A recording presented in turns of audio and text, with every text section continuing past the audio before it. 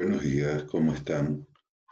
Vamos a continuar con nuestra área de Teoría de la Educación 2 y para la presente semana, que es la semana 15 de trabajo, vamos a tratar un tema muy interesante que les va a servir de sobremanera y para poder seguir en ese camino de construir el perfil profesional que ustedes necesitan para desempeñarse como profesores de educación inicial. La semana que pasó hemos trabajado un tema muy interesante que tiene que ver con lo que es la educación inclusiva. En la presente semana vamos a complementar lo tratado con un tema muy interesante que nos comprende a todos y tiene que ver con esa necesidad de, de trabajar el lado eh, emotivo, el lado afectivo de la persona humana. ¿A qué tema nos estaremos refiriendo? ¿De qué tema trataremos? Educación emocional, por ahí tiene que ver con lo que vamos a trabajar. Educación afectiva, sí, por ahí está.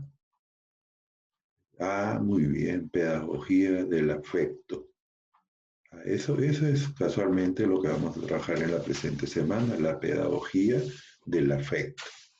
Y vamos a ver de qué se trata lo que hemos programado compartiendo el siguiente material que con mucho aprecio les he preparado.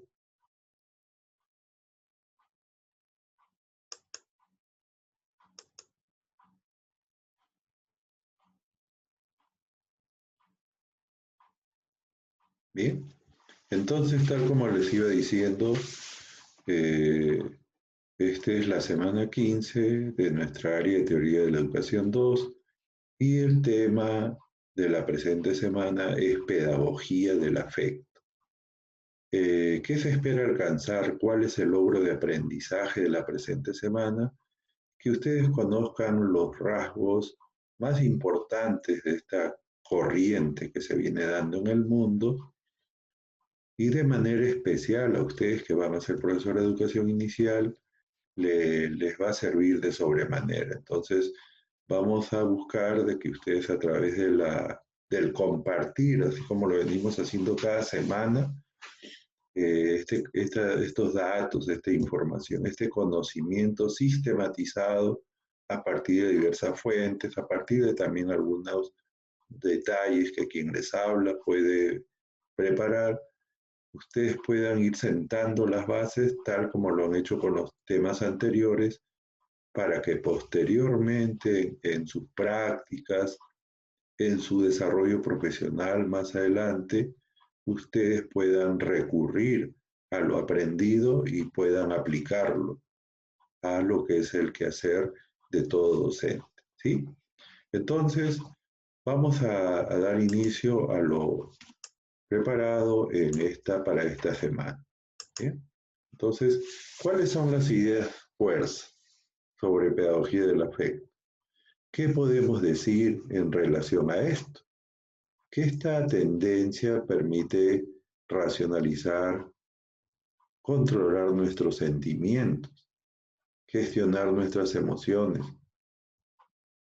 y modificar nuestro comportamiento en el sentido de conseguir mayores muestras de bienestar de las personas y de las sociedades, así como mayores logros en la convivencia y en la práctica del civismo. Y lo más importante que tenemos acá entre paréntesis, no es lo mismo gestionar que reprimir. La pedagogía del afecto te ayuda a ti a entender una serie de temas muy interesantes para que tú puedas gestionar lo que es el afecto. Sobre todo ustedes que van a ser profesionales de la educación, en lo que es el nivel de educación inicial, tienen que tener muy bien en claro esto, porque del trabajo que ustedes desarrollen van a poder aportar para mejorar la convivencia, no solo en el aspecto personal, sino de los contextos, de los lugares a donde ustedes vayan a trabajar. ¿Bien? ¿Qué otra cosa más tenemos? Una paradoja, o sea, una cuestión muy llamativa, que llama a la reflexión en estos tiempos, ¿ves?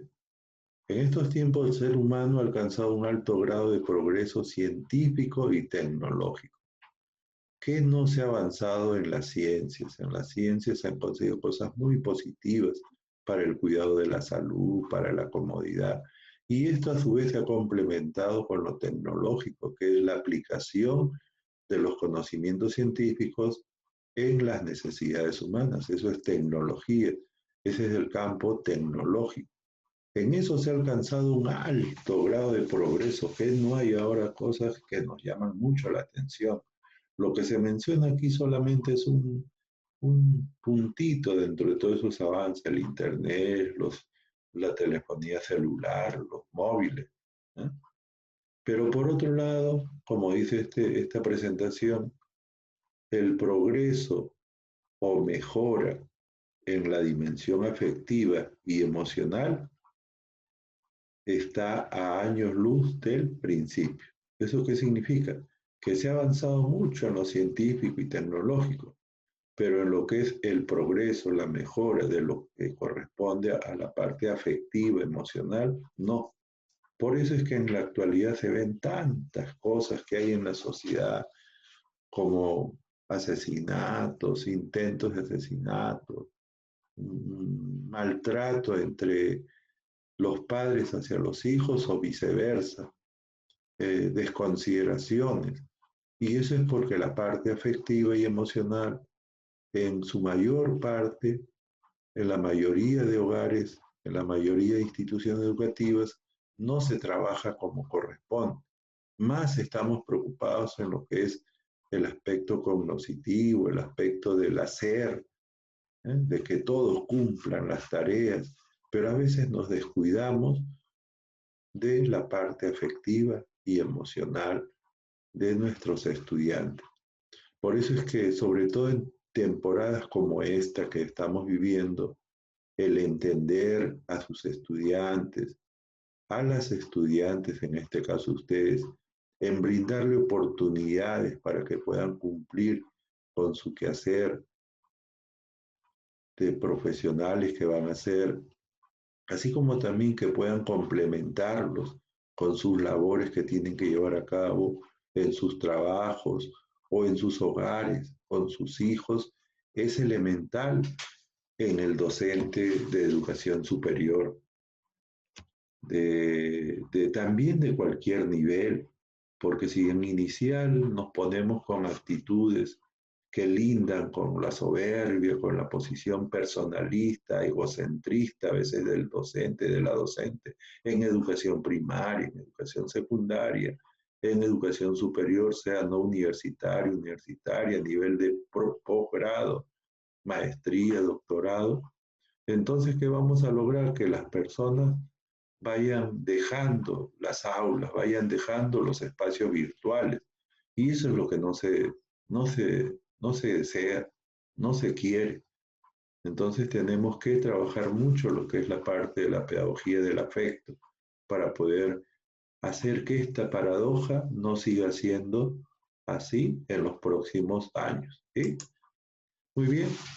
En la actualidad se vive algo así como el analfabetismo emocional.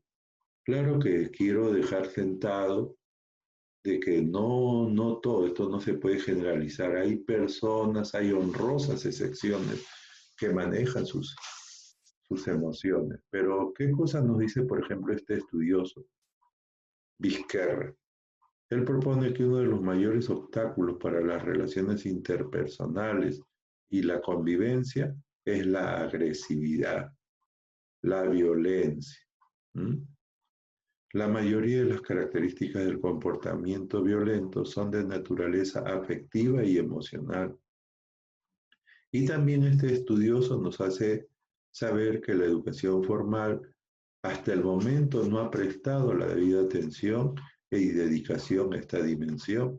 Hay intentos, hay literatura, en los diseños curriculares nacionales se habla mucho de esto, pero a la hora de la práctica son muy pocos los profesionales que lo llevan a la ejecución, al hacer, ¿sí?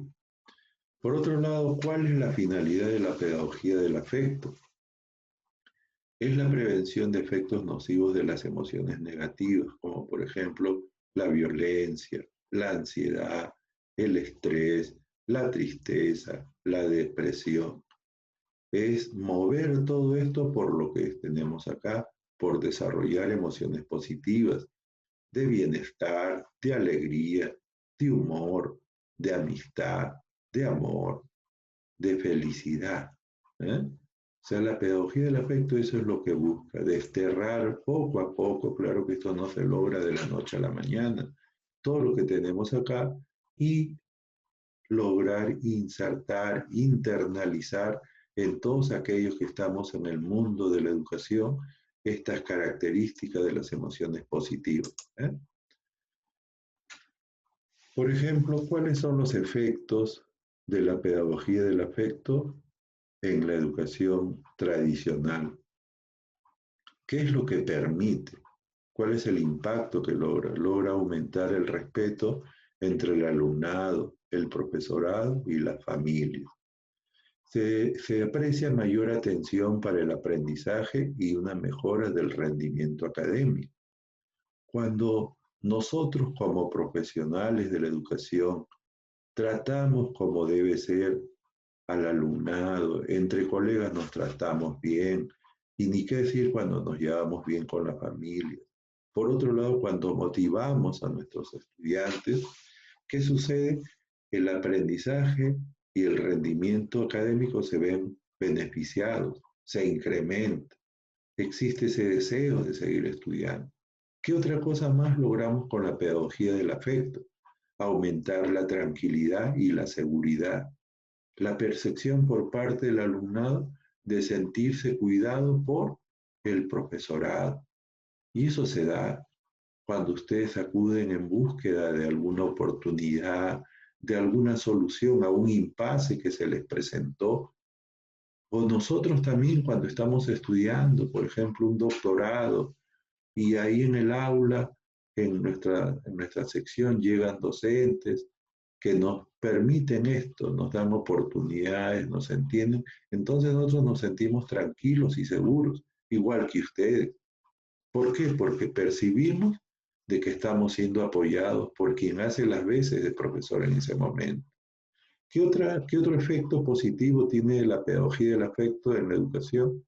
Mejora de la capacidad para controlar el estrés, la ansiedad y los estados depresivos, así como la capacidad para inducir bienestar y objetivos, ¿sí? Ustedes cuando se sienten apoyadas, cuando se sienten entendidas, no hay reacciones negativas de sus profesores, profesoras, entonces ustedes se sienten alegres, se sienten valoradas y por lo tanto esos niveles de estrés, de ansiedad, de esa posibilidad de estarse deprimiendo, ¿eso qué cosa va a pasar? Ustedes lo van a poder ¿eh? mejorar su capacidad para lograr controlar todo eso. Y no solo se va a quedar ahí, sino que ustedes también a su vez a otras personas van a poder ayudarlas a que estén bien y se forjen objetivos realizables. Por otro lado, ¿qué otro efecto tiene la pedagogía del afecto? Mejora la tolerancia, la frustración y además ayuda a incrementar la capacidad para diferir recompensas inmediatas.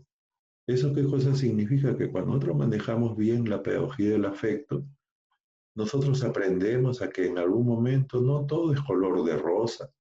Hay momentos en que de repente no nos salen bien las cosas. Pero como tenemos atrás todo un respaldo que es la pedagogía del afecto, aprendemos a tolerar la frustración. Esos malos momentos porque no me salió bien una tarea, porque no me fue bien en el trabajo, ¿eh? Y decimos, ya, normal, ya, estas malas experiencias me van a servir, son lecciones aprendidas, y en el camino estoy seguro, segura de que vienen cosas mejores, ¿sí? Entonces diferimos esas recompensas que queríamos ya para más adelante, porque de todas maneras van a llegar, porque del error se aprende. De la frustración bien manejada se sacan lecciones, en lo que ahora siempre se escucha hablar lecciones aprendidas, ¿sí? Por otro lado, también en el caso de los púberes, adolescentes, jóvenes, cuando se practica la pedagogía del afecto, ¿qué cosa se logra? Está demostrado. Se contribuye a disminuir el porcentaje de aquellas personas que se inician en el consumo de drogas. Se reduce tremendamente. También se logra una disminución en el índice de violencia y agresiones, en el número de expulsiones de la clase. ¿Por qué? Porque esas personas con estas características que ya empezaron a entrar a fumar, por ejemplo, o a tomarse su cerveza, su pisco cada fin de semana, o de repente esas reacciones de violencia, de agredir a los demás, o también ese número de expulsiones que se dan debido a estas situaciones, con la pedagogía del afecto, cuando se le trata bien a aquellas personas que están en alguna situación difícil, vamos viendo cómo ellos van reaccionando positivamente. Ahora, la pedagogía del afecto está muy ligada a la inteligencia emocional, pero sobre inteligencia emocional debemos tener alguna data, alguna información para que podamos hablar con bastante seguridad. Y así podemos ver acá en esta diapositiva que estos señores, Peter Salovey y John Mayer, son los que utilizaron por primera vez en el año 1990 la expresión inteligencia emocional. ¿Y cómo la definieron? Como aquel conjunto de destrezas que se supone contribuyen a una adecuada percepción y expresión de las emociones en uno mismo y en los otros, y a la utilización de las emociones para poder conducirse, para poder planificar y alcanzar los propios objetivos vitales. Pero quizás el más popular en torno a lo que es inteligencia emocional es Daniel Goleman. Este señor, periodista y psicólogo, publicó en el año 1995, en el siglo pasado, un libro titulado Inteligencia Emocional, perdón, que se ha convertido en todo un bestseller, o sea, un referente para poder hablar de inteligencia emocional. ¿Y qué cosa dice él que incluye la inteligencia emocional? Incluye la habilidad para motivarse y persistir frente a frustraciones,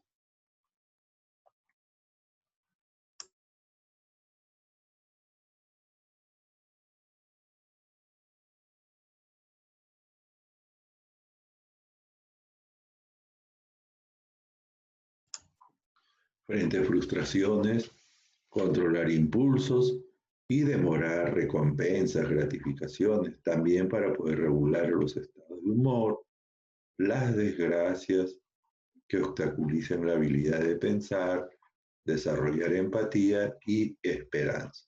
O sea, la inteligencia emocional es esa habilidad para lograr todo lo que acá nos dice el amigo Daniel Goleman. Pero veamos qué más tenemos en el material que hemos preparado. Que hay competencias emocionales a educar. ¿Y eso qué cosas son? ¿Qué son competencias emocionales? Vienen a ser el conjunto de conocimientos, capacidades, habilidades y actividades necesarias para comprender, expresar y regular de forma apropiada los fenómenos emocionales. ¿Quién dijo eso? Piquer en el año 2008. Dentro de estas competencias emocionales, este autor hace referencia a que aquí tenemos lo que es la conciencia emocional, la regulación emocional, la autonomía emocional, la competencia social o habilidades socioemocionales y las habilidades de vida y bienestar. A continuación vamos a ver qué cosa es cada una de ellas, ¿sí? Y qué propuesta tenemos desde lo que es educación. ¿Qué cosa es conciencia emocional? ¿Qué cosa es esa competencia? Consiste en conocer las propias emociones y las de los demás, y así tener la capacidad de poder ponerles nombre. Entonces, ¿cuál sería la propuesta educativa acá de este autor? Que para lograr conciencia emocional se debe llevar a cabo una reflexión sobre uno mismo, hacernos un autoanálisis, una autoobservación, pero además también observar el comportamiento de aquellos que nos rodean. ¿Mm? Entonces, ¿esto qué cosa requiere? ¿Qué cosa exige? Entender la diferencia entre pensamiento, o sea, lo que tú piensas, entre las acciones, que es lo que haces, llevas a cabo, y las emociones, cómo reaccionas. También es necesario diferenciar causas y consecuencias de las emociones. ¿Para qué? Para lograr conciencia emocional. Luego de eso también es importantísimo evaluar la intensidad de las emociones.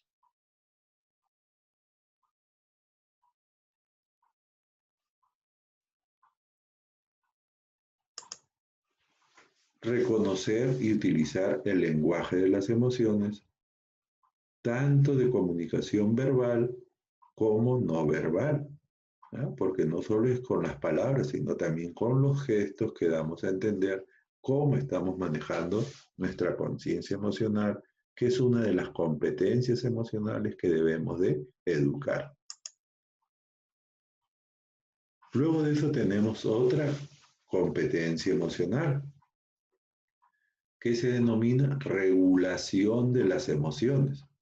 ¿Y es en qué consiste? En la capacidad para manejar las emociones de forma adecuada. Es el elemento fundamental de la educación emocional. Conviene no confundir regulación con represión. O sea, regular las emociones no es lo mismo que reprimir tus emociones. ¿Cuáles son los componentes importantes en la habilidad de la regulación? Son el dominio de la ira, el enfado y el mal humor.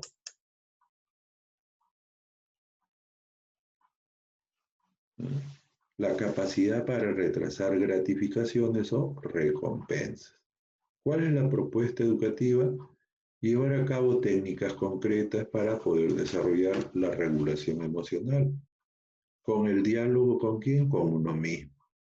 También es necesario controlar el estrés, hacernos autoafirmaciones positivas, trabajar la asertividad, autogenerarnos emociones positivas que nos permitan experimentar de forma voluntaria y consciente. Entonces, otra de las competencias emocionales dentro de lo que es pedagogía del afecto que debemos trabajar es el de la regulación de las emociones, que tiene que ver con lo que hemos dicho y no debemos confundir regulación con reprimir las emociones, ¿sí? Luego, otra de las competencias emocionales que es sumamente importante educar es la autonomía emocional. Eso es un concepto más amplio y es la capacidad para pensar, sentir, tomar decisiones o actuar por sí mismo. Es decir, la capacidad de autorregulación. A eso se le llama autonomía emocional. O sea, que tú tomes tus decisiones sin intervención de nadie y que eso a tu vez te permita autorregular. ¿Cuál es la propuesta educativa en este caso? Hacer saber y asumir que la autonomía emocional se desarrolla a través de relaciones enriquecedoras y satisfactorias con los demás, sin dependencia emocional y sin desvinculación afectiva, la ausencia de sentimiento. O sea, tú logras autonomía emocional cuando tus acciones demuestran emociones, pero que no son influenciadas por nadie. O sea, no interviene ni tu padre, ni tu madre, ni la mejor amiga, ni nadie. Y por otro lado, sin dejar de lado la parte afectiva.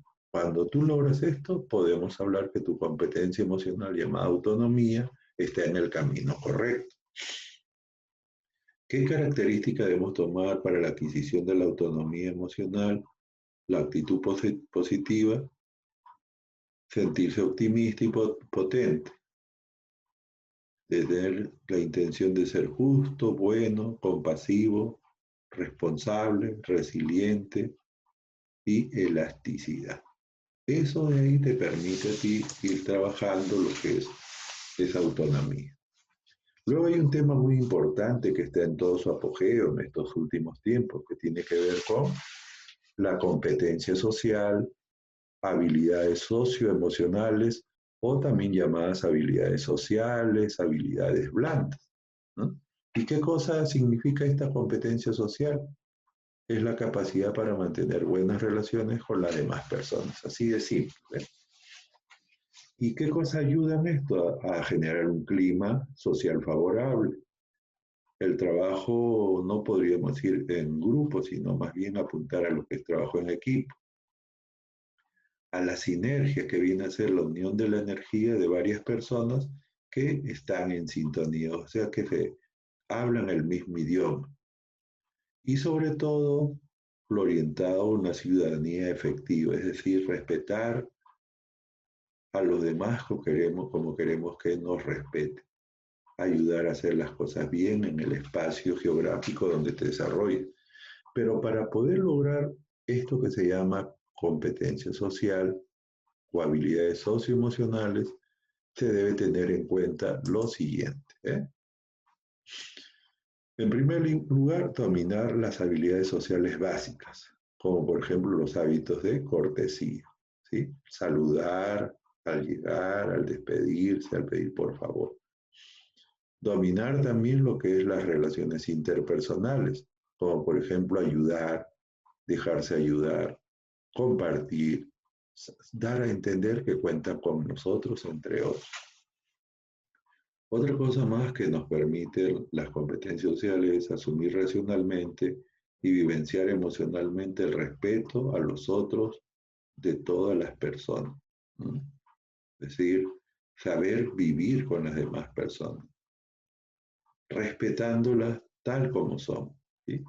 Luego de eso también hay competencia social o habilidades socioemocionales cuando hay capacidad para la comunicación receptiva, tanto en la comunicación verbal como en la no verbal, ¿sí? O sea, tú sabes escuchar a las personas, recepcionas lo que ellos dicen, pero eso lo das a entender al momento de expresarte oralmente, a través de la comunicación verbal, o también a través de tu gesto, ¿no? Le dices, qué interesante lo que estás hablando, muy bien, y a su vez eso lo expresas en tus gestos, con tu rostro, con tus manos, con tus reacciones, ¿eh? Luego de eso también hay competencia social o habilidad social emocional cuando existe la capacidad para la comunicación expresiva.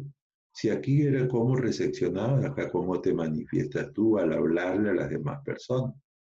Y tú lo haces con claridad y precisión, sin medias tintas, sin dar tanta vuelta y diciendo las cosas como debe ser. Entonces, esos son algunos de los requisitos para que haya competencia social o habilidades socioemocionales.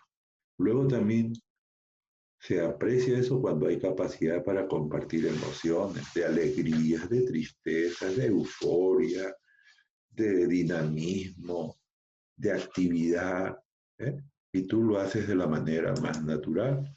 También se aprecia competencia social o habilidades socioemocionales cuando hay lo que es la asertividad, es decir, ser capaz de defender y explicar los propios derechos, opiniones y sentimientos con firmeza, pero sin violencia. ¿Qué cosa significa esto? Saber decir no, hacer frente a la presión del grupo. También esperar a tomar decisiones hasta sentirse adecuadamente preparado y no tomarlas por influencia de la presión de los demás del grupo. Y también hay competencia social hay habilidades socioemocionales cuando se demuestra que puedes prevenir y ayudar en la solución de conflictos. ¿Esto qué cosa implica? La capacidad de negociación, que tienes la posibilidad de identificar los problemas, la capacidad para evaluar riesgos y a su vez saber cómo hacerle frente, pero de forma positiva, no negativa, no quejándote, no solamente diciendo lo malo de los demás.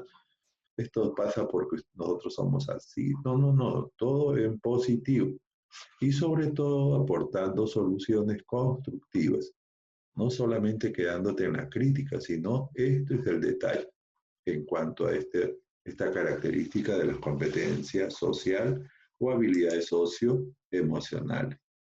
Y por último tenemos la competencia emocional llamada habilidades de vida y bienestar, que consiste en la utilización de comportamientos para la solución de problemas de tipo personal, familiar, de tiempo libre, de trabajo y de la comunidad. Pues, ¿cuál es la propuesta educativa? Aprovechar la existencia de programas de desarrollo de las habilidades de vida para enfrentar estos problemas. Estos programas que existen a veces en algunas instituciones, ¿no?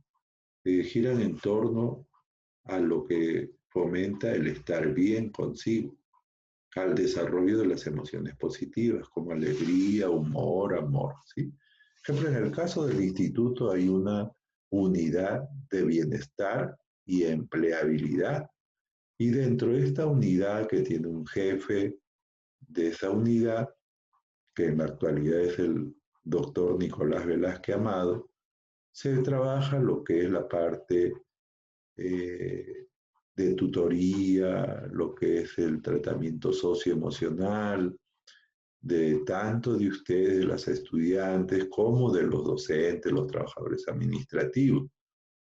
¿Para qué? Para poder ayudar al estar bien consigo mismo, para poder de alguna otra manera a través de talleres fomentar tranquilidad, serenidad, llevar alegría, dar amor, humor a las personas que de repente están en alguna situación. Pero ¿cuál es el propósito fundamental de la pedagogía del afecto? Dice, según Subiría, que este es un educador colombiano, un psicólogo, es educar adultos felices y competentes. O sea, todo apunta a que en algún momento, cuando se llegue a esta etapa de la vida, se pueda apreciar la existencia de adultos felices y competentes. En lo intrapersonal, en lo interpersonal y en los grupos a los cuales pertenece. Pero según otro autor, Popper, por ejemplo, la pedagogía del afecto viene a ser el amor a sí mismo y ayuda a vincular al aprendiz con un sector privilegiado del mundo de la mente, que viene a ser el valorarse, el conocerse, el gobernarse como debe ser. Lo cual, según Popper, asiente el primer ladrillo del carácter psicológico que se proyecta hasta la adultez. Miren ustedes, es amarse a sí mismo, es vincular al aprendiz, o sea, esos infantes que ustedes van a tener en algún momento, ya tienen porque de repente están haciendo prácticas con un aspecto privilegiado de la mente, como es el valorarse, el conocerse y gobernarse. ¿Y todo esto para qué? Para que eso vaya encaminado cuando se llegue a ser adulto. Y por otro lado, dentro de lo que es el propósito fundamental de la pedagogía del afecto, podemos decir que la manifestación afectiva es vital para un desarrollo psicosocial normal del sujeto, siendo al mismo tiempo un signo armónico del bienestar emocional y social de la persona. ¿Mm? Porque una persona que afectivamente demuestra tranquilidad, emoción, eh, desprendimiento, coherencia entre lo que dice y lo que hace, esa persona va a dar esa sensación, ¿no? De un bienestar emocional y social que debe de ser, ¿sí? Luego de eso tenemos una parte muy interesante de este tema de la afectividad en el aula. Y este es un material que por ahí se ha encontrado donde dice que en el aula lo más importante para el niño es la flexibilidad. ¿Mm? No es ser rígido en tus apreciaciones, es entender que no todos los niños, todos los infantes, los adolescentes, los jóvenes, los adultos tienen la misma capacidad para aprender, por ejemplo. Ser flexible implica por parte del educador actitudes de qué? De ponerse en el lugar de sus estudiantes, de empatía y comprensión, y captar esas necesidades que no siempre se manifiestan públicamente, y que al descubrirlos nos pone a nosotros, a los docentes, en un reto para poder buscarle una salida. Demostrar la afectividad no siempre es tarea fácil. El tono de la voz, el trato agradable, suponen un gran paso para ustedes, para los educadores, aunque a veces hayan tentaciones de lanzar un par de gritos, ¿sí? No, eso no se debe llegar, porque se valora todo lo que es la parte de la pedagogía del afecto en el aula. También, ¿qué más tenemos que decir en el aula? Las expresiones verbales, las manifestaciones de aceptación, las repeticiones, el retroalimentar, el explicar nuevamente ayudan tremendamente a lo que es la afectividad en el aula.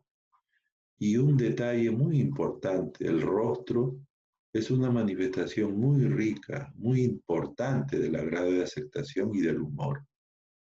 A través del rostro y cara, el niño puede sentir si es que está haciendo bien las cosas, si es un buen participante y si es bien aceptado. Esos gestos que hacemos, ¿sí? De desagrado o de agrado, de trato amable, eso marcan a los estudiantes de por vida. Y ustedes saben más que nadie hasta esta altura de su carrera que eso es así, es innegable. Ahora hay unos aspectos relacionados con la afectividad y ya lo hemos dicho que se van a ir dando, que son la seguridad, la independencia, el respeto y la confianza. Ahora en educación inicial es importante impregnar en la labor que tú desarrolles desde el punto de vista pedagógico de lo que es fundamental, el afecto y la ternura. Solo así vas a lograr que tus estudiantes tengan un buen ajuste emocional, una mejor salud mental y buenas relaciones sociales, tanto con sus iguales como con los docentes, o sea, contigo y con otros, entre colegas también. Bueno, ya vamos llegando al final de esta clase y para la presente semana, ustedes, su trabajo académico va a consistir, estimadas estudiantes, en elaborar una monografía, cuyo tema va a ser la pedagogía afectiva, y en el cual deseo que se aprecie y contribuciones diferentes a las que he compartido, ¿sí? Busquen información. Y acuérdense que una monografía tiene sus partes, ¿sí? La carátula, la dedicatoria, la introducción, el cuerpo del trabajo monográfico, que puede ser un capítulo, 2 capítulos, con las citas de autores, de artículos científicos, de trabajo que ustedes hayan utilizado, los cuales lo pueden copiar literalmente, pero cumplir, lean cómo es eso de las normas APA para citar. Luego de eso también, luego de los capítulos, que son la esencia de la monografía, con sus citas, todo eso que después deberán aparecer en la bibliografía, vendrán las conclusiones, las recomendaciones, ¿sí? Luego la bibliografía o referencias bibliográficas, y si ustedes desean ponerle anexos, también pueden ponerlo donde podrán poner fotografías o una infografía que encuentren por ahí o algún caso que tenga que ver con pedagogía del afecto. Todo esto de acá lo van a realizar, esa monografía la van a construir, ¿m? para demostrar que tanto están aprendiendo y la van a alcanzar hasta el domingo 13 en el horario que ustedes ven acá. Bueno, no me queda nada más que agradecerles por la atención prestada.